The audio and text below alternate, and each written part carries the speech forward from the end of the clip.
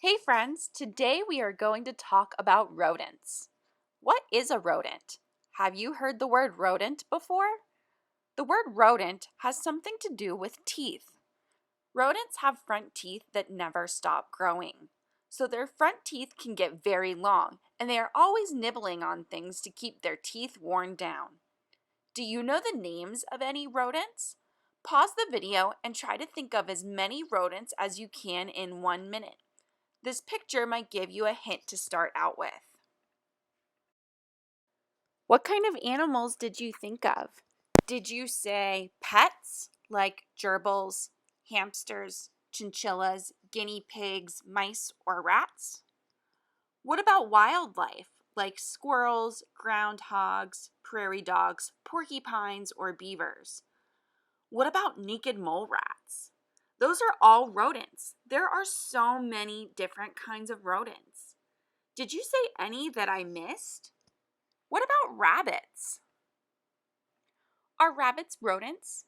They're actually not, but what's the difference? Rodents and rabbits are very closely related. Remember I said we call animals rodents because of their teeth that never stop growing? The main difference between rabbits and rodents is that rabbits have an extra set of these teeth that don't stop growing. But they're very closely related and they have a lot of similar qualities, so we can talk about rabbits and rodents together. Let's meet some rodents and rabbits that you could find in your backyard in Pennsylvania. Here in Pennsylvania, we have both gray squirrels and eastern fox squirrels.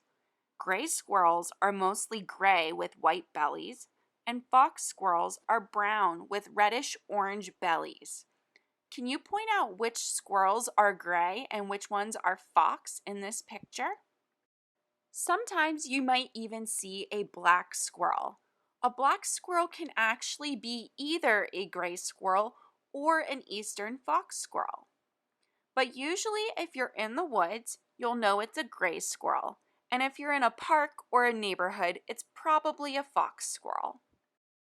Most of the rabbits you'll see in the wild in Pennsylvania are eastern cottontail rabbits.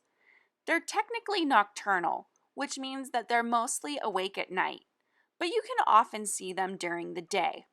They especially like to be active during foggy weather. If they run away from you in a zigzag, that means they think you're a predator. A predator is an animal that might try to eat them. If you have a grassy lawn, look out for bunny nests. They dig a little bit of a hole into the ground and then put their babies in a nest surrounded by their fur in the grass. Have you ever seen a groundhog before? They go by a lot of different names. They're also called marmots and ground squirrels. Sometimes they're called woodchucks. Can you do the tongue twister? How much wood could a woodchuck chuck if a woodchuck could chuck wood? Another name for groundhogs is whistle pigs, which is a pretty funny name. They're called whistle pigs because they make whistling noises when they're scared. It kind of sounds like a bird. Their whistling noise kind of sounds like Can you make that noise too? Can you whistle? We have a really famous groundhog neighbor. His name is Punxsutawney Phil, and he comes out on Groundhog Day. Do you listen to his Groundhog Day predictions? Groundhog Day is a holiday in February where we use groundhogs to predict the weather and see if we'll have an early spring or a late spring.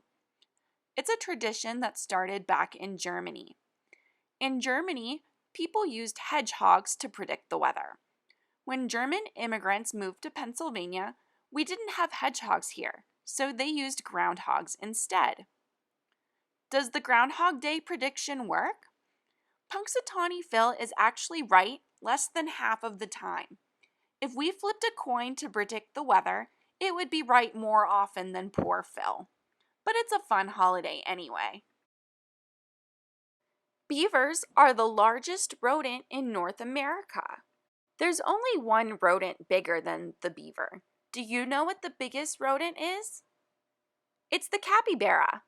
Capybaras live in South America and are related to guinea pigs. They can get to be really big.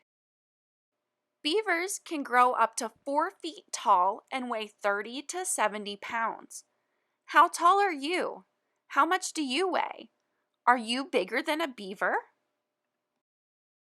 Beaver teeth can be 1 inch long. How big is 1 inch? Luckily, they will not bite you with their big teeth.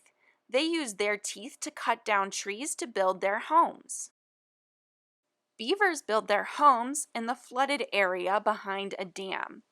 Their homes are called lodges. From outside, they look like a big pile of mud and sticks. Beaver lodges are spacious on the inside. Sometimes they even have multiple rooms. They enter the lodges from underwater. Making the entrance underwater helps keep their families safe from predators. Beavers are social and they live in family groups. They slap their big flat tails on the water to warn their families of danger and scare away predators.